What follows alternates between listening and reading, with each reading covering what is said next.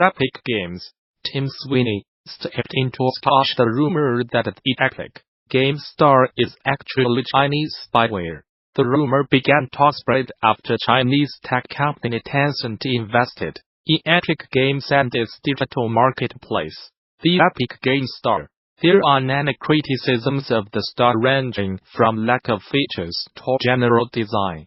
But the most outrageous claims state that Epic is being used by the Chinese government to spy on players. I support everyone's right to complain about tech industry stuff, Sweeney tweeted at the beginning of his thread. He references coverage by United States for providing more context into how the rumor circulated. Epic's Store, with exclusive games and a sporting feature set, is a fine target for eye. But please help separate facts and opinions from the lies about spyware and foreign control. I am the controlling shareholder in Epic Games, and have been since 1991. We have a number of outside investors now. The thread continues. Tencent is the largest. All of Epic's investors are our friends and partners. None can dictate decisions to Epic. None have access to Epic customer data. All of Epic's big decisions are made here in the United States of America, and as CEO I am 100% responsible for them. I am grateful for everyone who has spoken in support. I also read and respectfully consider all dissenting arguments of fact and principle. Just please keep it real. In response to Sweeney's thread, former Valve developer Richard Geldyke chimed in to assert that claim that the Epic Store is spyware are insane, saying that Valve gathers huge amounts of data about virtually everything you do with the Steam client, yet no one calls Steam spyware. The campaign for a commercial-free childhood and 21 other child advocacy groups have sent a lengthy letter to the Federal Trade Commission, urging the regulatory body to launch an investigation into Google for inappropriate apps directed at children on the Google Play Store, including some that the groups say violate the Children's Online Privacy Protection Act, COPPA.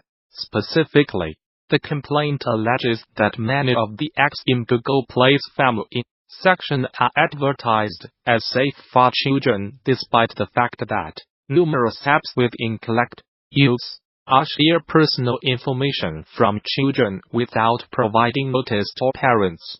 Target kids with in-app purchases or advertising are plainly feature content not appropriate for young audiences. The complaint and the advocacy group's own research was prompted by the University of Michigan study that analyzed the advertising content of 135 apps from Google Play's ages 5 and under category. That study found that 95% contained some sort of advertising, 54% featured disruptive or difficult to close pop-up ads, and that the many popular apps influence children to watch ads or make in-app purchases. Following that, the advocacy groups conducted their own audit of hundreds of apps to analyze the themes, ad content, and data gathered within each and described these findings as similar to that University of Michigan report. In addition to COPPA violations, the letter points out several examples of games that contain dangerous or disturbing content found in the Play Store's family section, like Crazy Eye Clinic Dr. X, where the child is told to pry open the patient's eyes with clogs and use tweezers to pick out eyelashes, or Ear Doctor Clinic Kids Games, which tells children to use scissors to cut the hair out and inside an infected ear. Several more examples of games with both ads and content deemed inappropriate for children are named in the full letter. In all cases, the child advocacy groups say that these apps are approved by Google to be featured in the family category, despite not complying with COPPA or Google's own policies about advertising and content. The family section of the Play Store has thousands of apps. Parents who want to download apps for their children act reasonably in following Google's advice to limit their search to the family section and to look for the family-friendly store, reads the letter. Unfortunately, Google's representations about the apps in the family section often follow some misleading. As shown above, many apps do not comply with COPPA, engage in prohibited behavioral advertising, show inappropriate ads, use unfair or deceptive marketing practices, and show ads are content inappropriate for children. Such misrepresentations violate Section 5 of the FTC Act. In a statement offered to BuzzFeed, a Google spokesperson said, "We regularly monitor, review and take down apps from Google Play. We have removed thousands of apps from designed for families this year alone when we found a policy violation." Newsbrief. Microsoft is temporarily ending the All Access program. It opened up a few months back, saying that the payment-driven purchasing option will return later in 2019. First launched this August, X All Access bundles together an X One console, X Live, and X Game Pass for either $21.99 and $35.99 a month. The agreement requires a credit check, and this is not an option for everyone, but offers qualifying parties a way to own an X1S, a X1X without spending hundreds of dollars all at once.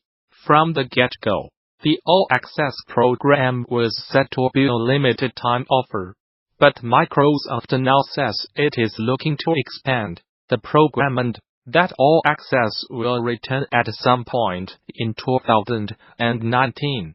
There is a healthy competitive scene around the up to 10-player competitive arcade game Killer Queen, and now the game's creators are coming to THEGA Meet Developers Conference next month to share how they pulled it off.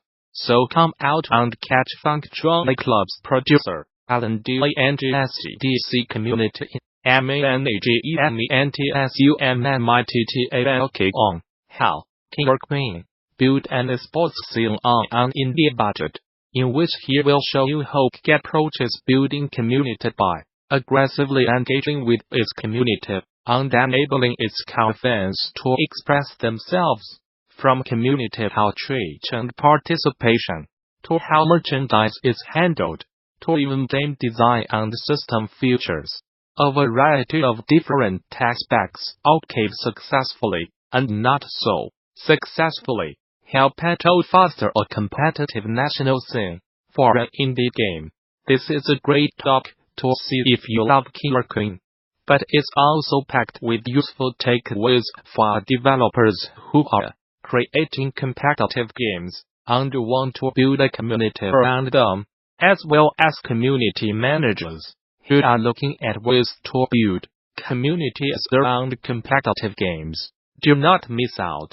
Find more details on this talk and many more over on THEGDC 2019 session scheduler. There you can begin to lay out your GD 2019, which takes place March 18th through the 22nd at the newly renovated Moscone Center in San Francisco. Bring your team to GD, register a group of 10 or more and save 10% on conference passes. Learn more for more details on GDC 2019 visit the show's official website, or subscribe to regular updates via Facebook, Twitter, OS. Gamasutra and GD are sibling organizations under parent company Informa.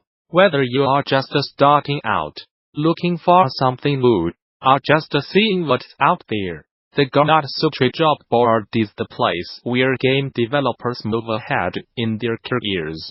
Gamasutra's job board is the most diverse, most active, and most established board of its kind in the video game industry, serving companies of all sizes, from indie to AAA. Here are just some of the many positions being advertised right now. If you are a recruiter looking for talent, you can also post jobs here. Location: Los Angeles, California. We are Mythical Games, a fully funded next-generation game technology company at the intersection of video games and blockchain. Our goal is to lead the industry with the launch of exceptional video game experiences that leverage blockchain technology, while also providing a platform of robust tools that will allow any other game developer to do the same. We are looking for a talented and driven backend engineer who will be responsible for designing, building, and maintaining Mythical's game platform offerings. We are looking for someone with a passion for gaming, marketplaces,